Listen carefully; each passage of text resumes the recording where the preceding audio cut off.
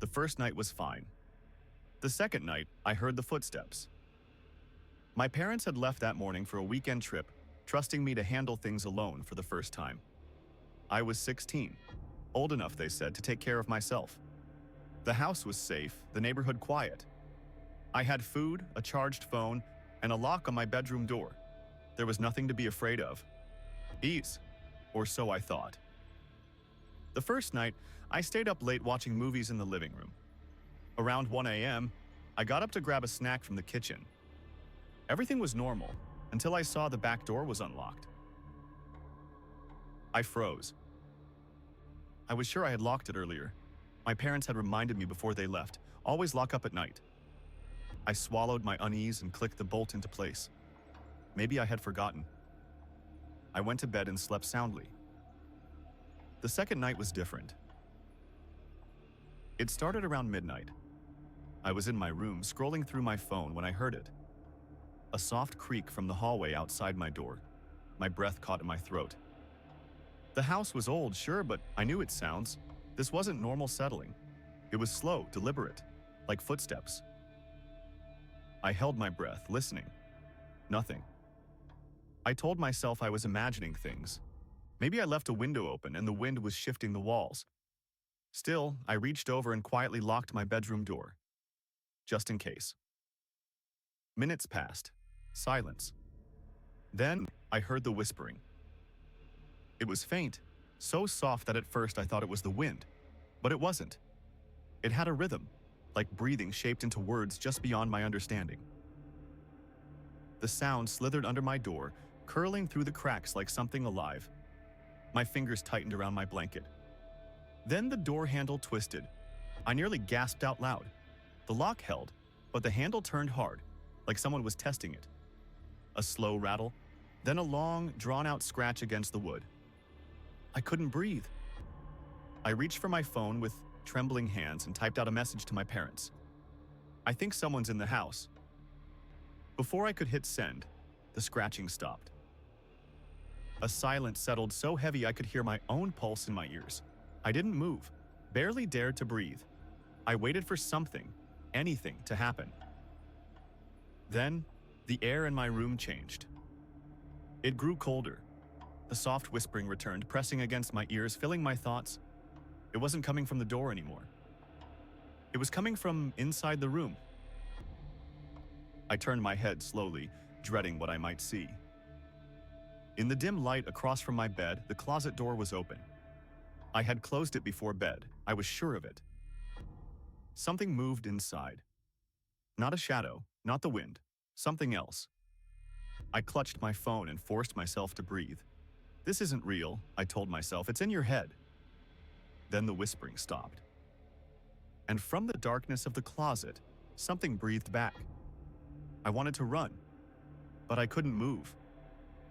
I stared at the closet, heart hammering against my ribs, waiting for whatever was inside to come out. The darkness seemed deeper than before, stretching into something unnatural, something hungry. It wasn't just a lack of light, it felt like looking into a hole in the world itself. Then, in the silence, the hinges creaked. The closet door inched open, just a fraction more. And that was enough. I lunged for my lamp and flicked it on. The room filled with warm yellow light. My breath came in ragged gasps, my hands trembling. The closet stood completely empty. Nothing was there, but I knew it had been. I left the lamp on all night. By morning, I convinced myself it had been a waking nightmare. Sleep deprivation, stress, a trick of the mind. Nothing was there. I didn't believe it. That night, I refused to sleep in the dark. I kept every light on, every door locked. I made sure the closet was shut tight. And then, at exactly 3:12 a.m., the air changed again. The room grew cold. The lights flickered. I sat up in bed, gripping my phone, my breath coming fast. Then the knocking started. It came from inside the closet. Soft at first, barely a tap, then harder, more insistent, a sound begging to be let out. I couldn't breathe, couldn't move. Then my phone buzzed in my hand. A message from an unknown number. 4 words glowing in the dark. "Let me out now. I threw the phone. The knocking grew violent. The whole door shook as if something inside was clawing at it. And then, it stopped. The air grew silent again, the room warm, normal. I hesitated, heart still pounding. My phone screen was cracked, but the message was gone. No record of it. Morning came like nothing had happened. I barely made it through the day, too exhausted to focus at school. I considered telling my parents, but what would I say? That something was in my closet? That I got a ghost text? They'd laugh, call it a bad dream. That night, I made a decision. I went to the closet and pushed my dresser against it. It wasn't enough. I packed a bag, grabbed my keys, and left the house. I stayed at a friend's for the night. Ignored my parents' messages. I'd tell them I got scared being alone, that I couldn't handle the weekend by myself. I didn't tell them why. When my parents came home Sunday night, my mom called me, irritated but mostly concerned. "Why'd you leave?" she asked. I almost told her. Almost. But then she said something that made my blood turn to ice. "We got home and found your closet door wide open." I hung up. I never stayed home alone again.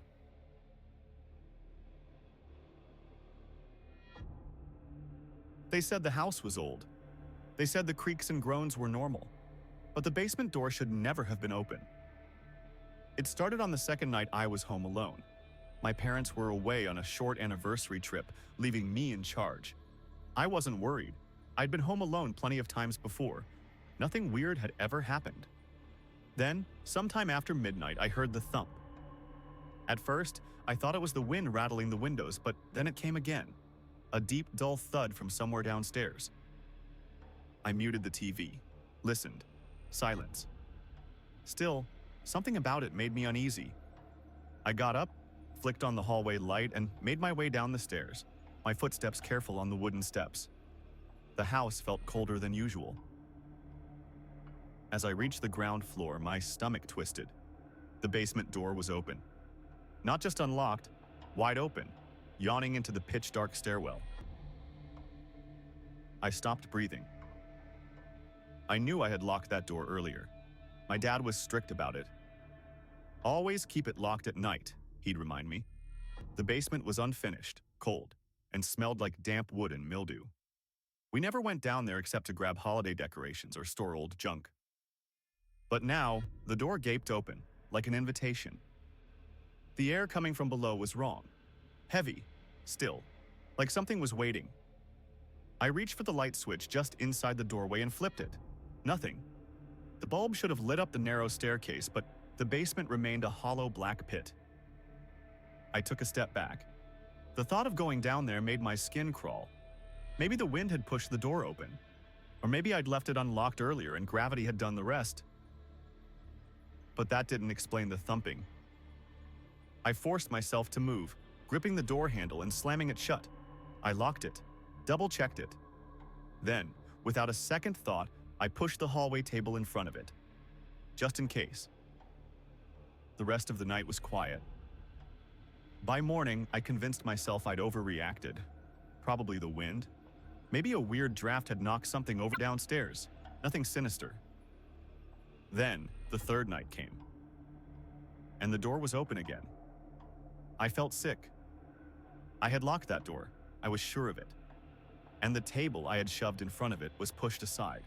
Not knocked over, not slightly shifted, but moved cleanly out of the way like someone had deliberately dragged it across the floor.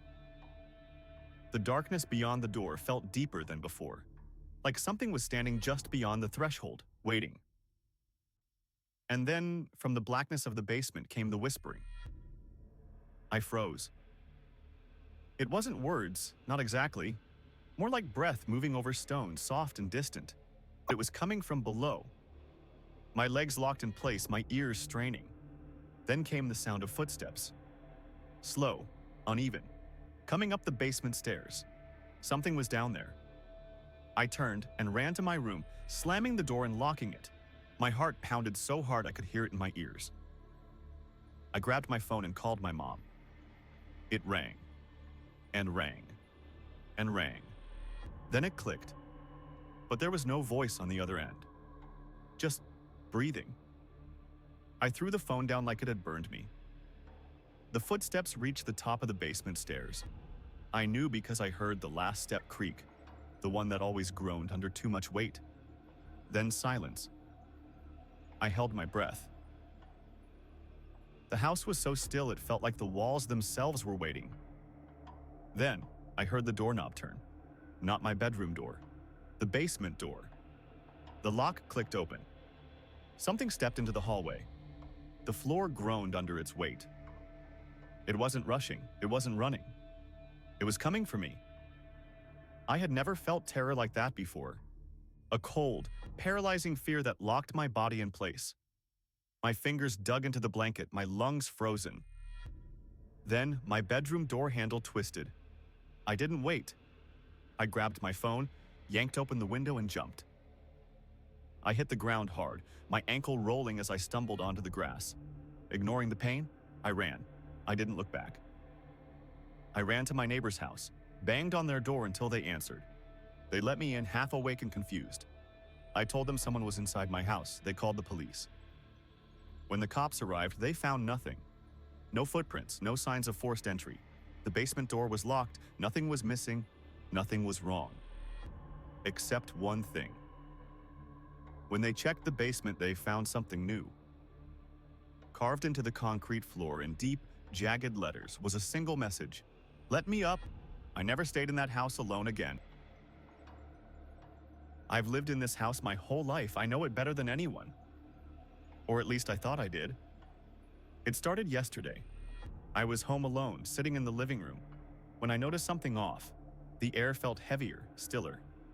A strange, metallic scent lingered in the air. Then I saw it. A door. A new door in the hallway where there shouldn't be one. It wasn't there before. I was sure of it. The wood looked old, rough, and splintered, as if it had been there for decades, rotting in a house where it had never existed. There was no doorknob, just a small keyhole, too dark to see through. I should have left it alone, but I didn't. I knocked. At first, nothing happened. Then, a knock came back. Soft, mimicking me. I stumbled backward, my heart pounding. I don't know what I expected, but it wasn't that. Then, slowly, from behind the door, I heard my own voice. Let me out. I ran. I locked myself in my room, shaking. I told myself I imagined it, that it wasn't real. But this morning, the door is closer, and now it has a knob. My parents installed the security cameras for peace of mind. They never expected them to show something watching me. It started when I was home alone for the weekend. I wasn't scared. Our neighborhood was quiet, safe. The cameras were just an extra precaution. There were 4 of them. One above the front door, one in the backyard, one over the garage, and one inside, facing the living room. I didn't think much about them until I woke up at 2:37 a.m. to a motion alert. My phone buzzed on my nightstand. I groggily picked it up and squinted at the screen. Motion detected. Front door. A cold knot formed in my stomach. I opened the security app and tapped the front door feed. At first, I saw nothing. The porch was empty. The street beyond was still. No movement. Then I noticed it. The timestamp was wrong. It said 2:37 a.m., but the footage wasn't live. It was recorded from 10 minutes ago. My stomach tightened. That wasn't how the cameras worked. Live feeds were supposed to be live. I tapped out and refreshed the app. When I reopened it, the footage had changed. Now, there was someone standing on the porch. A tall, thin figure facing the camera. I dropped my phone. My chest seized with cold terror. The door was locked. It had to be locked. I grabbed my phone again, heart hammering, and froze. The figure was gone. I tapped through the recordings, trying to replay the clip, but there was no footage. The event log was empty, like it had never been there. I wanted to believe it was a glitch, a weird error with the app. But I couldn't shake the feeling that I wasn't alone. I forced myself to go back to bed. I told myself it was nothing.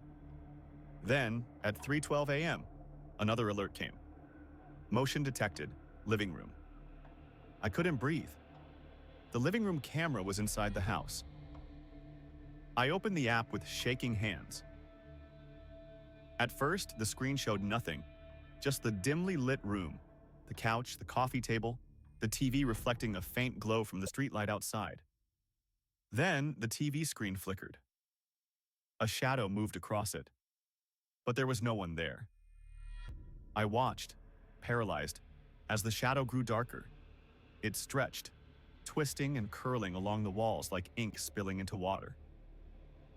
Then the footage cut out. A black screen. Camera offline. I jumped out of bed, my breath ragged. I didn't know what to do. Call someone? Leave the house? But my phone buzzed again. One new message from my number. I hesitated before opening it. There were only 2 words. Look outside. No. I clenched my phone, shaking my head. I wasn't going to do it. I wasn't going to. A soft tapping sounded against my window. I nearly screamed. I didn't want to look. I didn't want to see. But I did. The curtains were closed, but there was a shape behind them. A tall, thin silhouette pressing against the glass, perfectly still. Then, my bedroom camera came online. My phone buzzed again. Motion detected, bedroom. The feed opened by itself. The screen showed me. Sitting in bed, holding my phone. And standing behind me was something tall and grinning.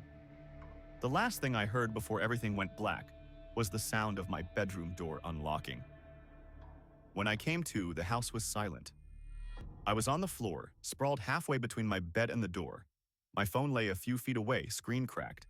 The bedroom lights were still off. My head throbbed. My limbs felt heavy, sluggish, like I'd been drugged. I tried to sit up, but something felt wrong. The air was thick, suffocating, pressing against my skin like unseen hands. A sour, metallic taste clung to my tongue. Then I remembered. The security feed? The thing behind me? My stomach twisted violently. I grabbed my phone and swiped at the screen. The security app was gone. Not just closed, deleted. I opened my messages. The texts were missing. No record of them. It was like none of it had happened. But then I noticed the scratches. 3 deep, jagged gashes ran across my bedroom door. The wood splintered at the edges. My hands trembled as I reached for the knob, slowly turning it. The hallway was dark. The whole house felt empty. But something was off. The front door was wide open. A faint chill drifted inside, carrying the smell of damp earth and something else, something rotten. I stepped forward, my body screaming for me to run the other way, but I had to see. I had to know. Then I saw it. The footprints, trailing from the front porch into the house. They were wrong. Too long, too deep, like something heavy had crawled inside on all 4s. I swallowed back a wave of nausea. My mind raced, trying to piece together what had happened. Had I walked outside? Had something dragged me there? The last thing I remembered was that grinning face behind me. I turned back toward my bedroom and froze. The hallway mirror was cracked, a single handprint pressed against the glass. Not mine. Too long, too sharp. I ran.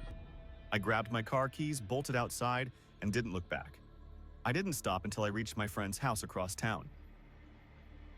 I never stayed in that house again. My parents didn't believe me when they returned. They said I must have had a nightmare, that the door was probably unlocked all along. They fixed the scratches, changed the locks, told me to relax. But the security company called 2 days later. They wanted to know why all of our cameras had been disconnected at exactly 3:33 a.m. They wanted to know why the system had been wiped remotely. And they wanted to know who had been standing on our porch at 2:37 a.m. The footage that had been saved just once before the system erased itself. I didn't want to see it, but I had to. I played the video on my laptop, heart pounding. At first, it was just the empty porch. Then, a tall, grinning figure stepped into frame. It was staring directly at the camera. Its eyes were too wide, its mouth too stretched. And then, it lifted a hand and waved. It knew I was watching. And worse, it was watching back.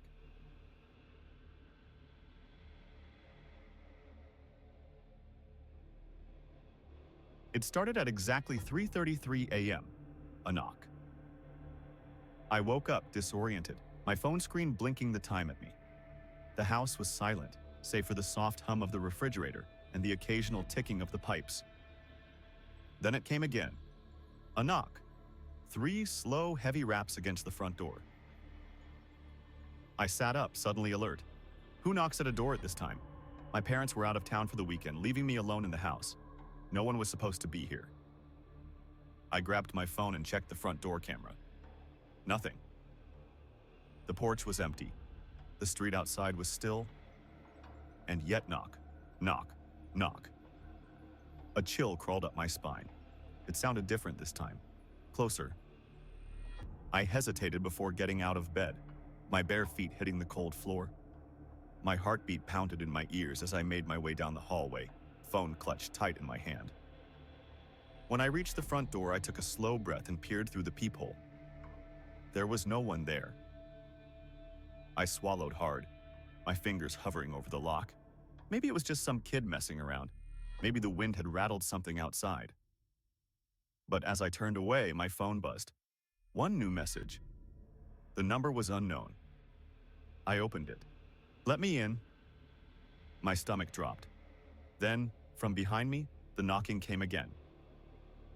I spun around. The back door. Someone was knocking on the back door now. No, not someone. Something. I didn't move. I couldn't. I stared down the hallway toward the back door, my breath coming in short, sharp gasps. Then, knock, knock, knock. Slow, deliberate, waiting. I forced my shaking hands to unlock my phone. I needed to call someone. Anyone. My parents, 911, the neighbors. But before I could dial, another message came through. You're taking too long. My vision blurred with panic. The knocking came again, harder this time. The back door shook in its frame. The sound echoed through the house, wrong, like knuckles hitting wood from the inside of a coffin. I turned and ran. I needed to get out. I bolted toward the stairs, but the moment my foot hit the first step, the front door handle turned. I froze. The lock held, but the handle twisted violently, like something on the other side was angry. The knocking stopped. Everything was silent. And then, the doorbell rang. A sharp, chiming sound that cut through the quiet like a blade. I stared at the door, my pulse hammering against my ribs. I don't know how long I stood there, unable to move. But then, my phone buzzed again. Unknown number. One new message. Last chance. Something clicked. The front door unlocked itself.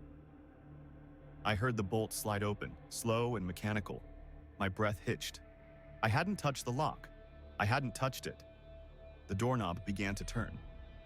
I reacted without thinking. I grabbed the nearest object, a lamp from the side table, and threw it at the door. The second the lamp shattered, the knocking returned. Not just from the front door, not just from the back, from every window, every wall, every inch of the house. The walls shook with the force of it, the glass rattling, the doors shuddering as if something unseen was hammering at them, demanding to be let in. I backed into the corner of the living room, my hands covering my ears. The sound was deafening. Then, as suddenly as it began, it stopped. Silence. The air was thick and heavy, charged with something unseen. I could still hear the blood rushing in my ears, the thundering beat of my own heart. I waited. Then my phone buzzed one last time. One new message. I didn't want to look, but I did. Next time, you'll open the door. I ran. I didn't stop to grab anything. I didn't turn off the lights. I just ran.